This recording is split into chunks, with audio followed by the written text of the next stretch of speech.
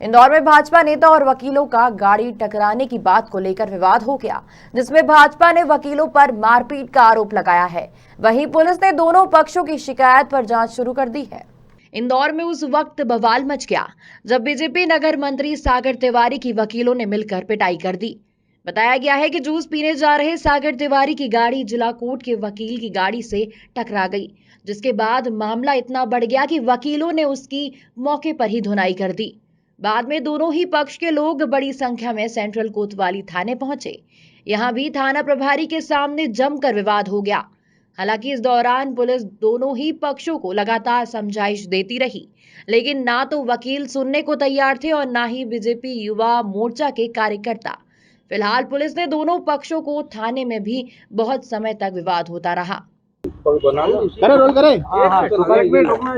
BJP Yuva Morcha को एक कथित वकील ने मारा और उसके बाद यहाँ पर उसकी सुनवाई नहीं हो रही थी। बीजेपी युवा मोर्चा की तरफ से आप आए, जब उसकी सुनवाई।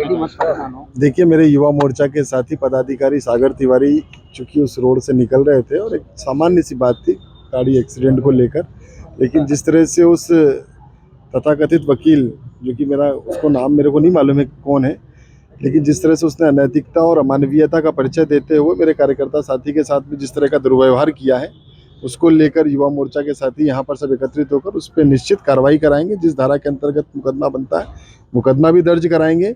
लेकिन मेरे को चूंकि बार एसोसिएशन के पूर्व अध्यक्ष और एक वरिष्ठ वकील भी हैं और जिनका लंबा कालखंड रहा है, सम्मानित दिनेश पांडे जी, गुरुजी से मैंने आग्रह किया और गुरुजी को भी थाने में बुलाया। इनकी एक पूरी नेक्सस है, इनकी जिस तरह का वो पीएफआई से लेकर इस तरह की पूरे सीबी गिरोह, उस नेक्सस का ही वो एक गैंग का वकील निकला।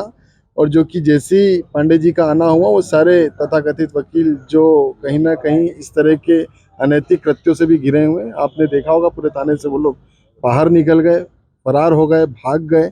तो उन सभी कार्यकर्ताओं में आक्रोश भी था और मैंने जो संवैधानिक कार्रवाई होती है उस वैधानिक कार्रवाई के लिए श्रीमान थाना प्रभारी से निश्चित कार्रवाई की जाएगी और भी कार्रवाई हुई भी है। आपने देखा, बताई दिनेश भैया ने कि वो नूरी खान नाम की वकील फरार भी है। अभी यहीं पर कोर्ट से उसने पीएफआई पकड़ाई, उसी गिरोह का एक व्यक्ति था वो, जिसका नाम मेरे को नहीं मालूम है, मुस्लिम ही था वो। थाना प्रभारी ने किस आवेदन की कार्रवाई करा रहे हैं। जिस जो घटना घटित हुई है कार्यकर्ता साथी के साथ, अंतर्गत जो भी धाराएं बनती हैं एफआईआर कराकर कार्रवाई कराकर हम जाएंगे। निश्चित कार्रवाई होगी उसमें। पुलिसकर्मी बीजेपी नेता को ही दबाने का प्रयास कर रहे थे, क्या उनकी शिकायत की जाएगी वरिष्ठ अधिकारियों को या इस तरह से कुछ उन पर? नहीं, पुलिसकर्मियों का कोई ऐसा व्यवहार देखने को मेरे को तो नहीं मिला है। मेरे पूर्व में कार्यकर्ताओं के साथ में कैसा व्यवहार हुआ है अभी मैं पूछूंगा उनसे। लेकिन जब मैंने सीधे श्रीमान थाना प्रभारी को बताया तो श्रीमान थाना प्रभारी तुरंत थाने पर आए, उन्होंने विषय संज्ञान में लिया और निश्चित कार्रवाई का आश्वासन भी किया और एफआईआर दर्ज करा के जाएंगे। आज युवा मोर्चे के एक कार्यकर्ता हैं, उनको एडवोकेट, मैंने मुस्लिम समुदाय के एक एडवोकेट हैं जो कि पीएफआई के संपूर्ण रूप से कार्यकर्ता हैं और उनके द्वारा उस लड़के को बुरी तरह से मारा गया और 10-12 मुस्लिम एडवोकेट जो नॉन प्रैक्टिशियन एडवोकेट थे वो आए और उन्होंने आकर के यहाँ हंगामा करा और हंगामा करके यहाँ उनकी रिपोर्ट कराने के लिए आए हुए हैं। इसके बाद अंदर भी थाना प्रभारी के पक्ष में भी काफी गहमागहमी हुई, आपके द्वारा कई तरह की बात कही गई। नहीं, उनके मेरे द्वारा कही गई है और मैं 100 बार बोलूंगा, गद्दार है साले ये। और वहाँ बन करके बैठ गए आकर के, ये कोर्ट के अंदर वकील बने हैं और आम लोगों को परेशान कर रहे हैं। वहाँ पर नकली जमानतें पेश कर रहे हैं, सारे काम कर रहे हैं। पीएफआई के संपूर्ण कार्यकर्ता हैं ये लोग, सिमी के कार्यकर्ता हैं ये लोग। अभी 15-20 एडवोकेट यहाँ से भाग गए उसके साथियों। मैं जब घुसा अंदर, हम वकील है, मैं भी वकील हूँ, इंदौर अभी से भाषक संघ का 2 बार का अध्यक्ष हूँ और ये मैं इनको जानता हूँ अच्छी तरह से।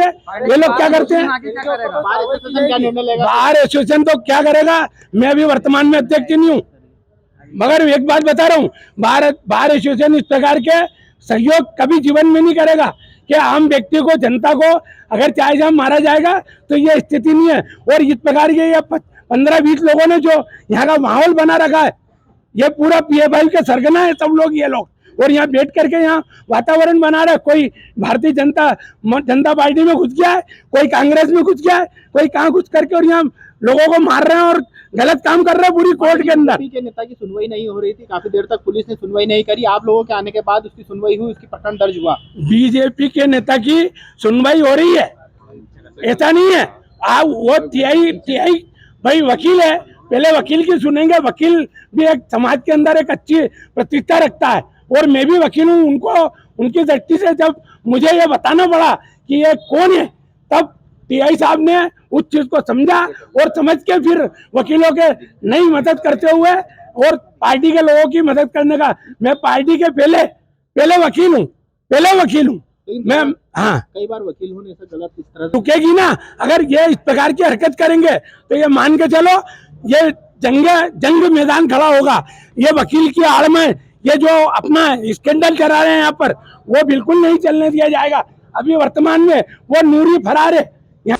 हाँ, एक अभी मामला संज्ञान में आया था, लगभग यानी 3, साढ़े 3, 4 बजे की एक घटना कोठारी मार्केट पे इस मार्केट में पता चली थी, जिसमें मोटरसाइकिल टकराने को लेकर एक पक्ष पे एक मोटरसाइकिल से 2 व्यक्ति थे और अन्य मोटरसाइकिल से 3 व्यक्ति थे जो कि वकील थे, जैसा कि बताया गया है। दोनों के बीच में यानी मोटरसाइकिल के सिग्नल पर मामूली सी टक्कर को लेकर वाद विवाद और लड़ाई झगड़े की सूचना प्राप्त हुई है, जिसमें संबंधित दोनों पक्षों के संबंधित व्यक्ति थाने उपस्थित हुए थे।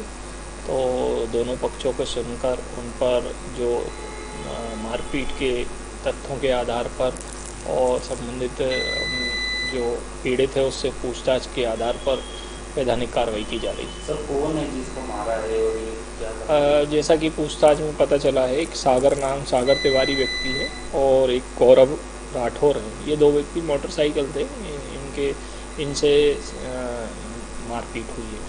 सर, क्या वकील होने से? हाँ, अभी प्रथम दृष्टा तो वकील का जानकारी लगी है कि वकील मोटरसाइकिल के वकील थे, उनके द्वारा मारपीट की। सर, कोई ज़्यादा चोट वगैरह तो नहीं है इनको? वैसी अभी ज़्यादा चोट तो नहीं है, बाकी मेडिकल के लिए भेजा हुआ है। सर, थाने पे भी आते, थाने पे घेराव वगैरह भी चला था? घेराव की स्थिति नहीं थी, दोनों पक्ष थाने पर आए थे और अपने अपने पक्षों को रखा था कि मामला एक्सीडेंट का है, तो उनसे पूछताछ कर प्रकरण में वैधानिक कार्रवाई की। दोनों पक्षों को वैधानिक स्थिति से अवगत कराया गया है। वर्तमान में कोई ऐसी स्थिति नहीं है, वैधानिक कार्रवाई की जा रही है।